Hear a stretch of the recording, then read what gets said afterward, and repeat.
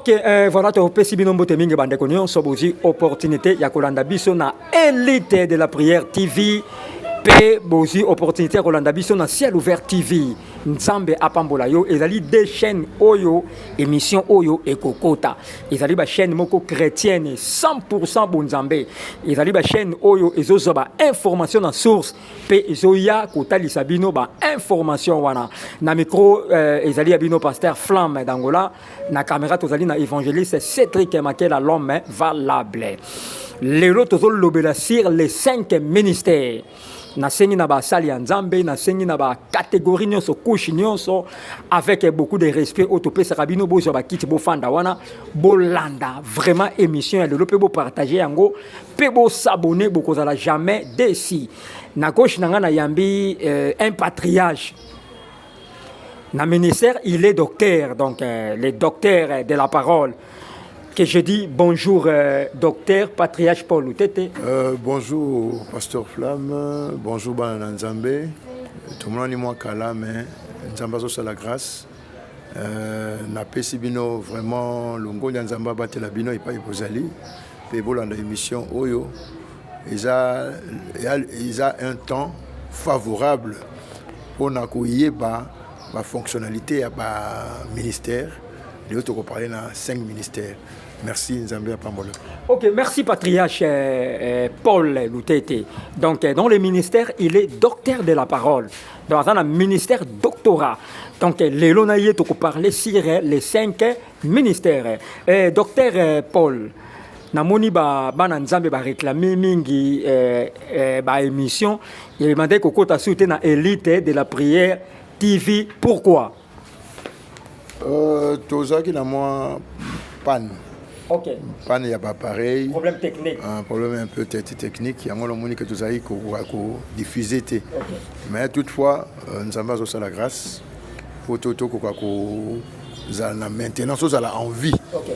Pour la projection future. Okay. C'est un peu ça. Ok, merci. Na dédié émission où on a patriarche Vincent Makela Azolanda biso apôtre Idi Amin Linzoki Mbombo Char dédié pe na dédié on a prophète Conde de Paris pasteur Denis Chongo en direct il y a Kinshasa Nzamba Pambola yo patriarche Paul Loutete question ezabouye tozo parler sur les 5 ministères tolingi ou expliquer biso avato dinda na mozindo ya ba question. Mais quand on parle biso, c'est quoi au juste les ministères? Les ministères, c'est quoi? Bon, avant Banda, nous avons le message. To Sambela. To Sambela, ko Sambela, ils allaient pour dédier.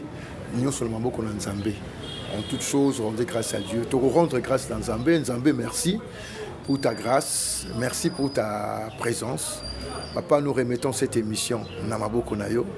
Tikaete aux alalanga, aux alana et banso, aux bazolana penaba, pasisango malamu, afin que Saint-Esprit oyo et sungabiso na nyonso oyo biso to kosala lelo to bebisi oyo nyonso mulili to zingi ba pareil na makila na yo pe to tiki émission na maboko na yo na kombo na Yesu waza mokonzi pe mobekisi na biso. Amen. Amen. Amen. Amen. Ce tu vas parler dans 5 ministères. Tu vas parler dans 5 ministères. Ok.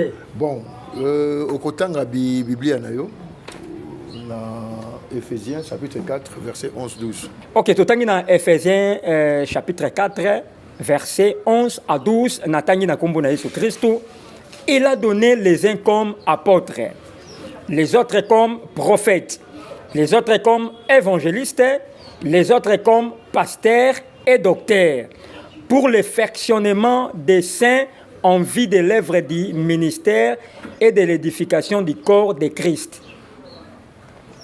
Amen. Amen. Balobi, il a donné aux uns des prophètes, des pasteurs, des évangélistes, des docteurs et des apôtres, pour l'édification du corps de Christ et le perfectionnement des saints en vue de l'œuvre du ministère. Ok. Ok. Donc il y a 5 ministères, 5 ministres. il y a le docteur, il y a le pasteur, il y a l'évangéliste, il y a le prophète, il y a aussi l'apôtre. Ok. Donc, l'Église est bâtie sur le fondement des apôtres et des prophètes. Okay. Pourquoi des apôtres? Parce que ce sont des apôtres que Jésus avait choisis. Ok. Il avait choisi 12 apôtres. Parmi ces apôtres, il y avait aussi des prophètes, comme Jean était apôtre prophète. On peut dire parce qu'il a eu la révélation de l'île de Patmos qui a constitué l'Apocalypse. Hein? Le livre de l'Apocalypse. Alors, c'est basé, nous avons la base. Et Paul a mis l'objet que Hazard 12e apôtre. Moi, je suis le dernier des apôtres. Cela veut dire quoi? Tant que Judas a été Kolongwa, tant que Judas c'est Judas qui était là, 11. Bah, ça, c'est tirage au sort. Est-ce que tirage au sort, on a une volonté permissible à Nzambé? Ok. Alors, maintenant, Nzambé a complété Paul, le 12e apôtre. Apôtre Paul, on a un peu plus en détail. Alors, il y a 5 ministères, 5 grands ministères. Tu vois, le petit ministère peut y aller. Le petit ministère, il y a parmi la gouvernance, c'est aussi un ministère. Il y a l'exhortation, le fils de l'exhortation. Tout le monde qui Barnabas va benguer le fils de l'exhortation. À qui un petit ministère, il y a qu'à exhorter. Ok. Merci. Ok, merci, docteur Paul Lutete. Parmi les 12 apôtres, les 12 disciples au Batikalaki, tant balongolaki moko wana, babakisaki apôtre Paul ou bien Matthias. Bon, notre tirage au sort, Dieu a une volonté, une volonté permissible. Tant qu'on a préparé Paul, tant qu'on a apôtre Batikali, Paul il avait encore, je crois, Paul, tant qu'on a acte apôtre, Paul a 26 ans, je crois. Hein. Qui a 26 ans, mais après 10 ans de Christ, il a apparaître. Ok. Hein? Mais, dans le tirage au sort, on a qui dit que apôtre, mais il y que apôtre, on a apôtre définitif. Ok. Mais tant apôtre Paul Aye, il a s'illustrer comme le 12e apôtre. Il est à l'Obiango. Moi, je suis le dernier des apôtres. Okay. Alors, le dernier des apôtres, au Monique, chiffre 12, il fallait la compléter. Et elle est exacte. Par contre, elle a 13. Il n'y a pas 13 apôtres. Il n'y a pas 13e apôtre. Elle a raté. Il faut chiffre 12 et elle est authentique. Et tous ces apôtres-là, ils sont juifs. Puis ils ont un édifice dans le ciel comme 12 apôtres de Dieu. On a 12 portiques au livre Révélation et Zoé Bissabiso. Ok. Merci, Nansir, apôtre Philémon. Apôtre Philémon, Mukanza, aux Olandabiso en direct. Na patriarche Paul Lutete, aux Olandabiso en direct. Question Nangezaboye, patriarche Paul. Question Zaboye. Na lobby meka ko talisa biso pe bandeko nyonso bazolanda biso ba service ya 5 ministères basalaka misala nini parmi ba 5 ministères oyo. Bon, pour continuer à vivre du sujet, les 5 ministères, d'abord tu as un ministère prophétique. Okay. Qui est un prophète? Un prophète, c'est un messager, Babengi Nabia, qui a reçu un message et la révélation divine. Ok. Moussa Naïnini, hein? Le prophète Moussa a un ministère naïe, et ça il a orienté. Parce qu'il reçoit les révélations de Dieu, il a la vision de Dieu, il oriente le peuple par rapport à ce que Dieu lui a fait le col à direction, sujet, à fait la révélation pour que akokako édifier batu akokako lakisa batu nzela hein aza lokola moto alakisaka nzela moto apesaka orientation tant au peuple aza na détresse tant au peuple aza na mikikatano c'est lui le prophète qui est censé recevoir la révélation de la part de Dieu pour orienter les peuples. Voilà, Dieu dit ceci. Voilà, Dieu a révélé ceci. Dieu veut ceci. Dieu veut la repentance. Alors, ma prophète, un ministère très, très, très, très, très compliqué et puis très difficile. Hein, tout le monde, le prophète Ézéchiel, tout le monde, le prophète Ésaïe. Il avait les contacts directs avec Dieu. Il avait les contacts directs avec Dieu pour recevoir de la part de Dieu. Et puis, nous avons utilisé le cobaye. Osomona. Ok. Le cobaye, le bateau, utilisé pour présenter, hein, ouais. Pour présenter difficultés aux Zambé à Zomona, péché aux Zambé à Zomona, na peuple naïf. Tout le monde le prophète Ésaïe. C'est le mot que Babi a tant ça qui est mutakala pour nini. Zambé a zuyé le cobaye. Hein? Alors que ça mutakala le kola Israël peuple nanga boza mutakala ozomona azui osé habité na yezwa mwasi ya prostituée bota na ye eza le kola bino bozo kineko ko sankisanga nzambe na banzambe abikeko bo hein bozo ko prostituée nga ozolana nga okay. Donc a utilisé bango le kola ba kobaye ça ce sont les prophètes okay. Alors to continue ministère toro nazana beaucoup moko nazo sala nga naza docteur évangéliste s'il vous plaît pour nazala kapé na ministère évangélique et yango ezalaka pas un sous ministère mais un ministère à part entière.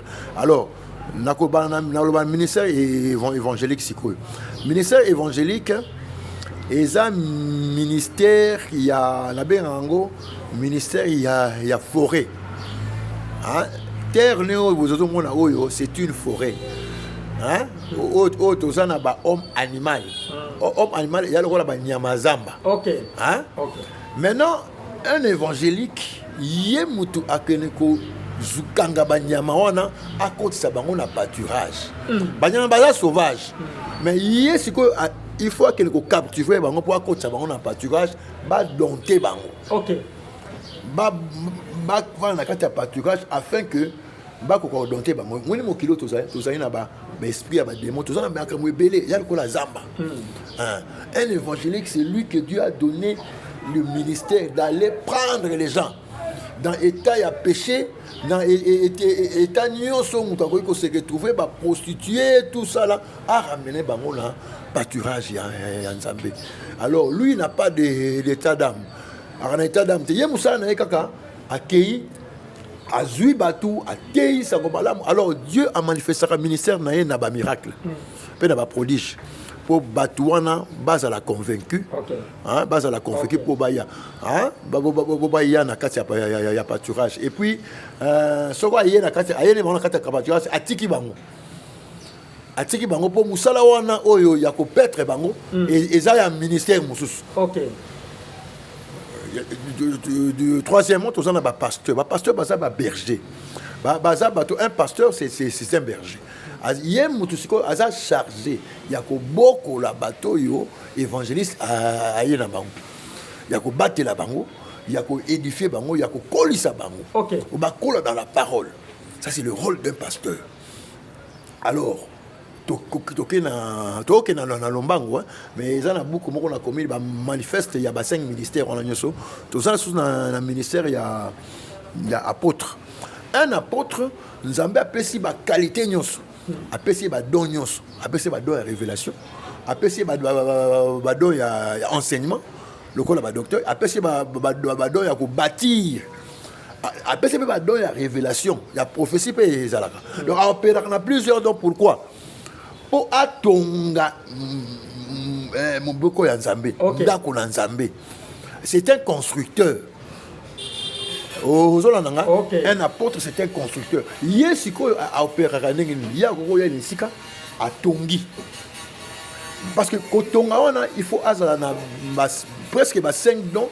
Osoma lokola moko aza enseignant moko aza pasteur moko azali aza pe kozwa révélation ezopeke nyonso po te atonga soki atongi akena ye soki atongi énergie wana nzambe apesaki mpona temps wana après akena ye ministère mosusu etikali nini ministère ya docteur c'était un enseignant ye mutu atangisaka liloba ya nzambe atangisaka akotangisa prophète akotangisa apôtre akotangisa bango nyonso parce que nzambe apesi ye révélation ya kotangisa liloba ya nzambe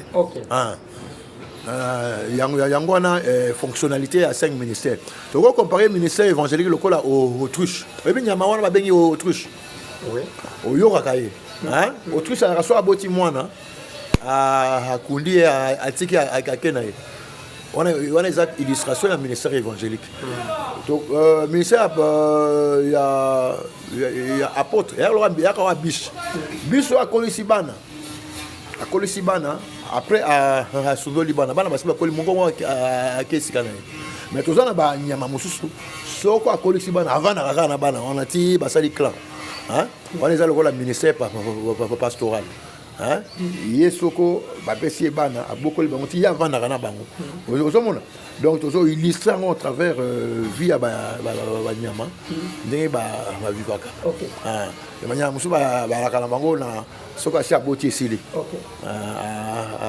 asundoli ata soso nde aza lokola apôtre so aboti après mone nyama mosusu so aboti akolisi bana abandi kobengana bango moko akende esika na ye bon c'est un peu ça mosusu omona bavanda na bana na ye ti bazokola na bana na ye wana eza lokola ministère pastoral prophète ne azali liso ya nzambe liso ya nzambe amonoko ya nzambe alors c'est un peu ça. Ok, merci. Bozolanda biso vraiment pour partager émission Oyo Nzamba Pambola Bino ba landinion so ya élite de la prière TV pe Nzambe a Pambola bandekonion so ya ciel ouvert TV. Docteur Paul question ezaboyi. Na lobi lelo to komo na ministère évangélique. Bato ba komo na ngeza ministère ya C. Donc bato ba komo na so un évangéliste bazo zo lokolo za gagneur d'âme. Mais qu'est-ce qu'on explique biso parmi les 5 ministères wana mukolo azali ou bien bango nyonso baza égalité. Bon, on a illustré ministère évangélique ministère évangélique eza parmi ba ministère oyo et ko la kisabiso et ko ça la réveil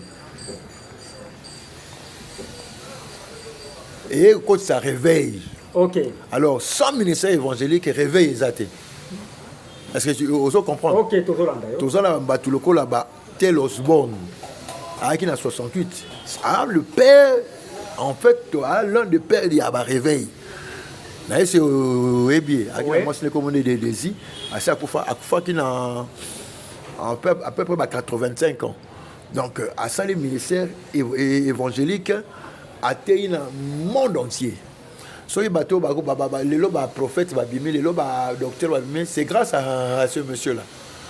Alors, pour la valeur à ministère évangélique, il faut un exemple, il y a Batata Wana.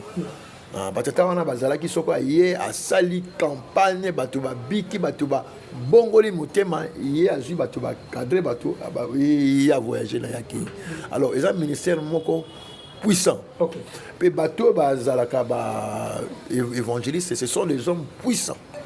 On Zambie a tes miracles, a tes prodiges. OK. Ba bato ko sakanate. Na RDC, aux alokola bato lokola ba évangéliste Coutinho Fernand. C'est un évangéliste. Tu vois bato lokola Sonic Afuta. C'est un évangéliste. Évangéliste qui examine. Ils examinent. Tous on a 3 piliers évangéliste, il y a un réveil. Alors, bazouaka mingi bazouaka pe ascension na bango tango batuloko la ba Osborne il y a presque plus de 3 fois. Bamsou bazouaka appelle na bango kuna. Donc ezali ministère moko très puissant. OK. Ba évangéliste baza batoyo bazala la vie moko pe très compliqué. Okay. Très compliqué à cause de la puissance où Nzambe a Pakula Rabango. Merci. Ok, merci. Tous ceux qui ont des téléspectateurs, sont eux qui m'ont maquillé de comprendre.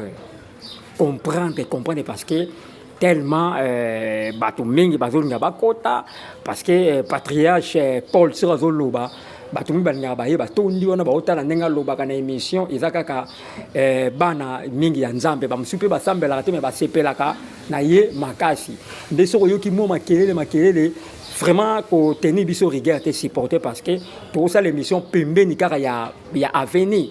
Donc comprendre biso nzambe apambola bino mais bobo sanate bo partager émission pe bo s'abonner beaucoup à la jamais d'ici. Docteur Paul Lutete question ngeza boyi. Question ezaboyi. Pourquoi lelo batu bakomika ko sepela na ministère moko o donc batu lelo zaki évangéliste. Lobia baluki a commis apôtre. Lobia baluki a commis docteur. Lobia baluki mais batu pour nani batu baza convier ministère prophétique. Pourquoi? Merci beaucoup. Ministère prophétique, parce que ce sont des... La plupart du temps, ce sont bateaux aussi déviés. Ils constitué le ministère prophétique comme un sujet de gain. Commerce. C'est la fond de commerce dans Bango, dans le ministère prophétique. Tout le monde qui, moi, si mon dans Acte des Apôtres, Azoko là Paul. Oui. Azou ça Bango le dit que Bao va passer dans Zambia solo. Mais Azolo va solo. Mais ils ont qui esprit wana et il y a qui ko distraire Bango. Il y a Python. OK. Alors tant Paul a bengani esprit wana, hein? Ouais. Moi si wana atikali sans fond. Oui. Fond ils ont qui soutien tunaye balobi bato bazali ko kambaye ba si Paul ba monique Paul muto a BBC cop na bango donc ba linga ki soutien Paul azali sikawa alors au moni tout comme une attente de la fin oyo diable pour un mensonge naie pour un lokuta hein azoko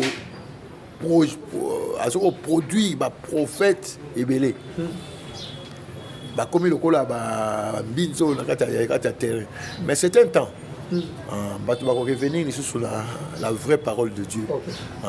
C'est un temps où il y a un moni que ba tu mingi sikoyo bazo s'afficher comme la prophète pour nini parce que ba envie à gain envie à mbongo balobi bato bakolinga mbongo koleka même mutu bato bakolinga mbongo na temps de la fin hein bakoko sacrifier mutu pour na mbongo ngani se ozo mona na monde pastoral bandungu ezo sala à cause de l'argent hein bato batiki nzambe bakoti ba loge bakoti ba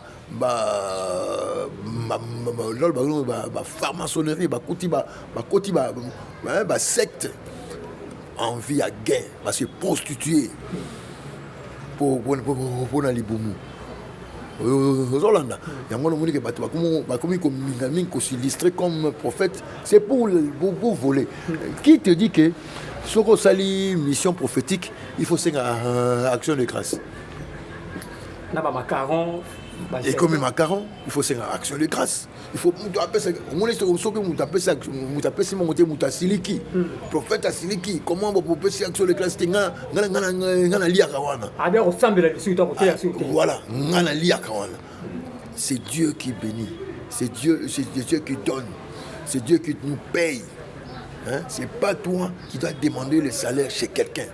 Ce qu'on sait, salaire n'est pas à mon aussi aujourd'hui ça salaire là déjà moi vous dire ma photo les choses exactes aux hommes là il y a un monde qui bat te belé ba vie na bango baby ba vie ba ba vrai ou ba vrai ça ba bengi na ministère mais baby les couleurs le ko so mbongo hein il faut vraiment ngana zo tellement la bango aux prophètes au démontrer na Bible était ba yebisi que ce qu'on sali service il faut pas payer son mbongo. On les montre dans la Bible. Nous sommes taxés. Il faut payer ça $1,000. On peut payer ça $2,000. C'est du vol. Vous êtes des voleurs. Hein? Vous m'entendez? Vous êtes des voleurs. Donc, votre tika et le Coran, pour se repentir. Moussala Nzambe va lui donner gratuitement. Il va donner gratuitement. Qu'est-ce que toi tu as fait pour avoir ce don-là? Alors, laissez les gens. faites l'œuvre du ministère. On a montré que nous avons belé moins pambola, mais Dieu a béni peu de gens dans ce monde. Parce que moyen, grâce à la bénédiction, nous avons appelé Saka. Et qui t'a la vie, n'a bien exaté. Parlez-moi des prophètes qui sont bénis dans ce pays. Il n'y en a pas. Il n'y en a pas. Ok, merci, docteur Paul. Question, monsieur Yeboui. Il a dit, pour nous consacrer le ministre, si vous avez un ministère, nini, oyazali censé ou bien azali na droit qui a consacré le ministre. Est-ce que Isaka apôtre yemoko, motori ko consacré Isaka prophète yemoko na deux ministères on a mécano éclaircir peuple de Bazolanda biso. Ngai to lobaka na ba base biblique. OK. Au fond là dans la Bible Actes des Apôtres chapitre 13. Actes des Apôtres chapitre 13. Golingakate ozokeloko à la volée. Soko mutu ayebisho likambo. Tunaye olobi ke fondement nini yo ozoloba likambo wana. Appelle cela nos fondements bibliques. Ozolananga appelle ce fondement biblique azana base ya koloba likambo wana. Parce que soki mutu azana base moko tena yo mieux vaut beaucoup kata émission ou bien moko qu'elle est de son côté parce que beaucoup qui jamais qu'on s'entende. Biso fondement na biso isa Bible tout cela à base de la parole de Dieu. Sans la parole de Dieu il y a pas de discours. Toko tangi Acte chapitre 13. Acte 13. Aux yeux noté. Acte 13, oui. Chapitre 1, 2, 3. Tout en acte 13, tout en premier verset jusqu'à troisième verset. Natangi na komona Jésus Christ. Il y avait dans l'église d'Antioche des prophètes et des docteurs, Barnabas, Siméon appelé Niger, Lysius de Cyrène, Manaën qui avait été élevé avec Hérode les Tétrarques et Saul. Tétrarque et Saul, pendant qu'il servait le Seigneur dans le ministère et qu'il gênait, le Saint-Esprit dit, mettez-moi à part Barnabas et Saoul pour l'œuvre à laquelle je les ai appelés. Alors, après avoir gêné et prié, ils leur imposèrent les mains et les laissèrent partir. Amen. Amen. Tomoni balobi na église à Antioche. Babi, il y avait des docteurs et des prophètes. Et des prophètes, hein? Oui. C'est batangi apôtre wana. Non. Batangi pasteur wana. Non. Batangi sous évangéliste wana. Non. Batangi deux ministères wana. Batangi deux ministères wana balobi que après avoir prié et jeûné, Saint-Esprit a aussi imposé apôtre Paul Maboko. Mais Paul c'était un apôtre. Il a imposé Maboko na banane. Le docteur a imposé Maboko na prophète. Voilà. Tant que vous avez un docteur, tant que vous avez un prophète. Il y a deux qualités. OK. Il a imposé Maboko pour y avoir un apôtre.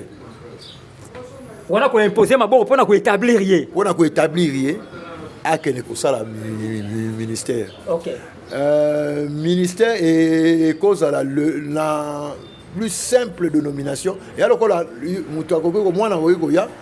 au sein de la formalité à ma c'était opposé à Maboko.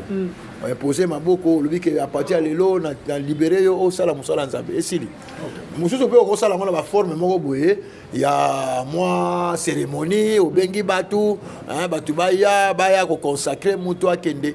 C'est comme vous voulez. OK. Mais toujours beau la orientation ya Nzambe. To monique Batu wana bazaki na disposition moko ya gravité. Cet esprit est l'obéli que vous êtes bozwa nanani botia bango na botia ba maboko pe ba ko zala libéré. C'est un peu ça. Ok, merci Patriarche Paul. Au petit verset moko où ils allaient phare, où ils allaient clé. Question de parce que émission il y a la fois passée. Na sala kina apôtre Philémon Mukanza azolanda biso en direct. Alors qui na biso alobi que c'est écrit dans la Bible sur les fondements des apôtres. Alors seulement les apôtres nés à dans le droit, à dans le privilège, il y a consacré ba ministre. À part apôtre, 4 ministères ouana. Bah oui, consacré ba ministre était docteur Paul. Ils allaient archifaux ou bien ils allaient information vraie. Bon, yangwana tolobi ke Moussa na biso ba docteur ezako tangisa ba mususu. So autant ça apôtre Philémon, autant ça y est.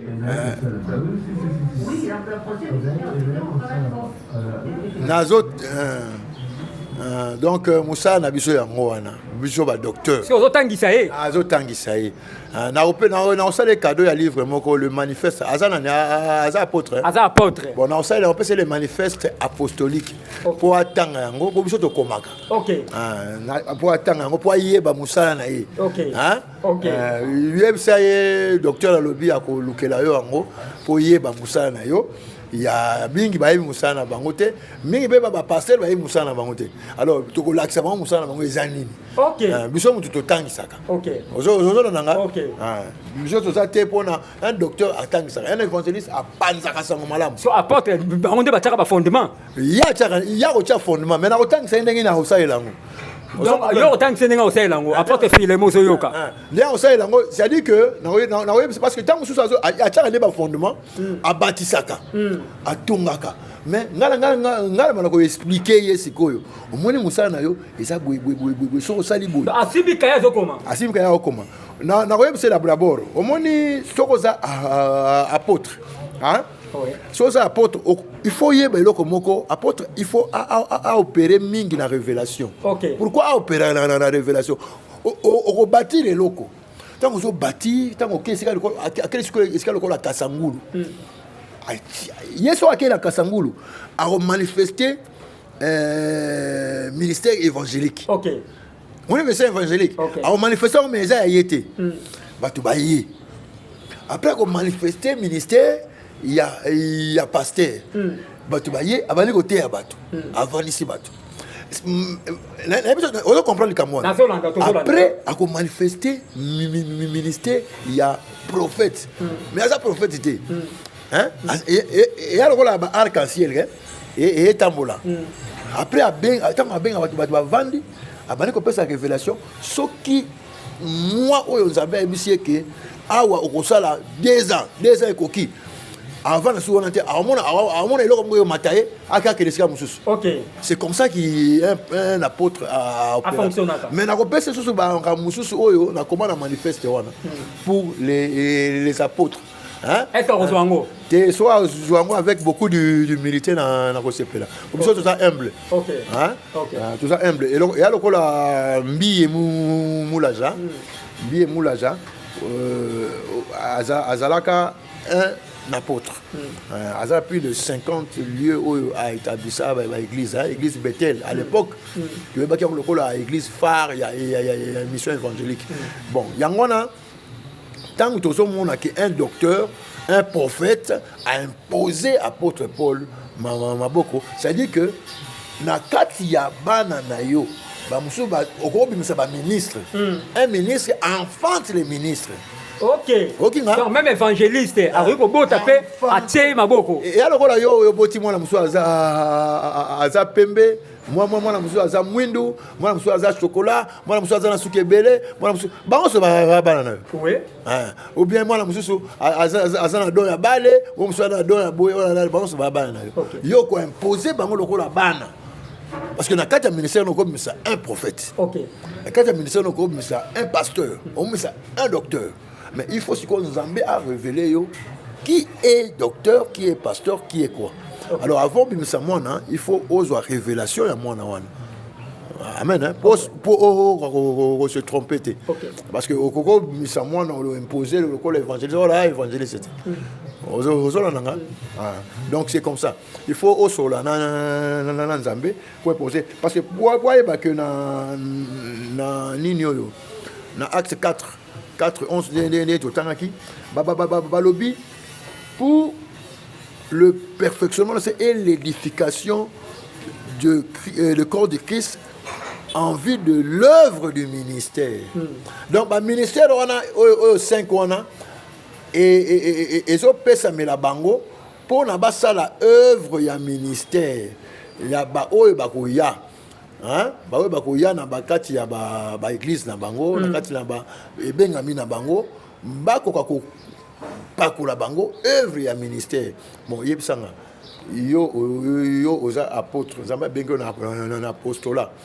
Moi na aye, mais à la qualité, il y a un évangéliste ou bien un prophète au côté là. Est-ce qu'il y a don en prophétie? Est-ce qu'il y a un ministère prophétique?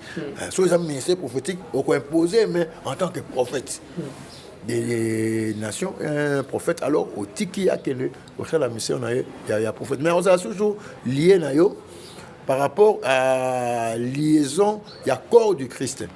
Il y a un corps du Christ, dans l'église nyonso. Il faut ébota prophète, il faut ébota pasteur, il faut ébota docteur, il faut ébota touana nyonso. Travailler en collaboration, en communion fraternelle. Ok. La communion fraternelle pour coller sa œuvre de Christ. Le beau que ça a 5 doigts. Ce qu'on mis sapio et koufi, yebsanga. Et ça travaille bien. Travaille bien. On travaille dans la mise sapio et 4 et simbate. Donc il y a un que ces 5 doigts doivent collaborer. C'est que tout ça la collaboration de sous-souté.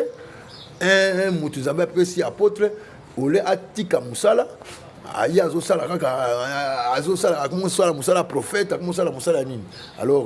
a un peu. Ok, docteur, on nous signale comme la dernière question. Parce que la question est apporte Philémon, Makambaloba, qui a di bungi ou bien le Mambasolo. Bon, le rôle batte que Azana di bungi, c'est trop injurieux. Oui. Et je vois par exemple Azana connaissance ou anaté. Ana connaissance sur le thème Mazoloba. Mazoloba, mais il faut toujours avoir sa connaissance parce que tous allez à bout de connaissance. Tous allez dans Mokilina nous prendre sa connaissance. Ce que le Cambo ozo yeba bien té, hein, mutu so ko bakise la connaissance. Le rôle là yé ako bakise la ngape connaissance dans moi domaine moko. OK. Nzamba pa mole. OK, apôtre Philémon Mukanza débat. Nasi omoni patriarche Paul a démontré en la Bible. Donc mercredi au Ezoya, Borozala na débat na patriarche Paul. Borozala na débat. Donc et dans la preuve à l'appui parce que au na biso que patriarche a démontré que Makamouya yo lobby ce qui est réel ou bien faux. A démontré en la Bible. Donc le mercredi Nasi Bandeko Bozolanda Biso, Ciel Ouvert TV, Élite de la Prière TV. Donc mercredi, il y a le débat. Il y a Dr Paul Loutete, Pena apôtre Philémon. On va débattre sur Makambo Oya ministère. Donc apôtre, nous sommes arrivés à la fin de l'émission Nabiso. Programme Ezanini, to dernier message na Ezanini. Bon, dernier message dans Nzambé, beaucoup en Nzambé. Tous en attend il y a apostasie. Apostasie c'est le abandon ya kondima. Batebele bazo abandonner kondima. Batebele kutu baza basé baza bâti na ba fondement te. Tous ongela ba fondement. Hein? Fondement c'est nini? Batuba yamba Yesu na kati église na bino. Batuba après yamba yamba boa fermer na no batu. Batu belé bazo na l'église baza ni affermi ni ndakuso bayambi Yesu mbana même na Saint-Esprit. Bon, c'est normal dans l'église mususu eza sur Saint-Esprit mutezi opéré eza ba esprit mususu. Alors base à la baptiser tozonga na ba vrai fondement. Le col a tozali na mission évangélique de Jésus qui dans le monde. Eza na itaga numéro 256 tozo ko basé batu na ba fondement nan. Na ba fondement pour battre bakola na ba fondement afin que ba bungate sala ke ba yo mutozoli ko sala œuvre ya Christ Bible lobi foye ba soko œuvre ngo otie vrai soko otie paille soko otie or yo moko ko sala responsable na le jour de la fin. Alors vraiment tout ça avec beaucoup de respect, avec beaucoup de diligence. Nzambe ça c'est mon message. Notre grâce n'a pas été Nzambe moté. Nzambe a pambola bino na ba église na bino bozala assidu na église boke le programme na biso ezali lelo tozala kana vendredi tozana journée ya guérison miracle et prière pour les malades. Ils ont un Itaga numéro 256 dans la commune de Lingwala. Puis mardi, tu as un affermissement. Il y a tout le monde surtout dans Nzambe. Et ensuite, mois prochain, les Torokoti, c'est dimanche parce que Isaki et Sika, nous avons Bongisa. Nous avons Bongisa. Bongisa, le programme, nous avons aussi des dédicaces. Na bana nzambe nyonso na ba journaliste ko la bozali pasteur Flam Didier bino émission yo héros dans l'ombre Cédric Makela na pesi susu bote mingi na basali nyonso nzambe ya ESC et puis bon ba mususu pe lokola nzambe a bamola bisana bino. Merci beaucoup. Numéro de téléphone? Numéro de téléphone 089 30 24 277. Que Dieu vous bénisse. Ok, merci. On est là qui patriarche Paul Lutete Oyo Tondimaki Koyamba une émission auto parla qui sur les 5 ministères.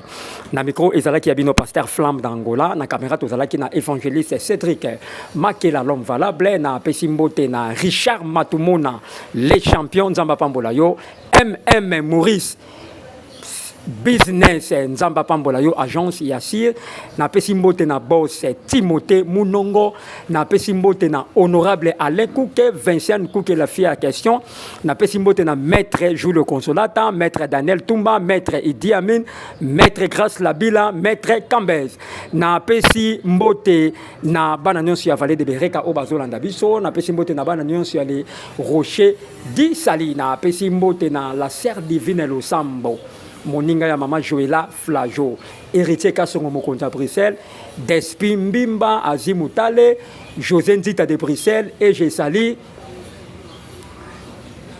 bébé Miradi, le bébé de papa Flamme, prophète Condé de Paris, Charles.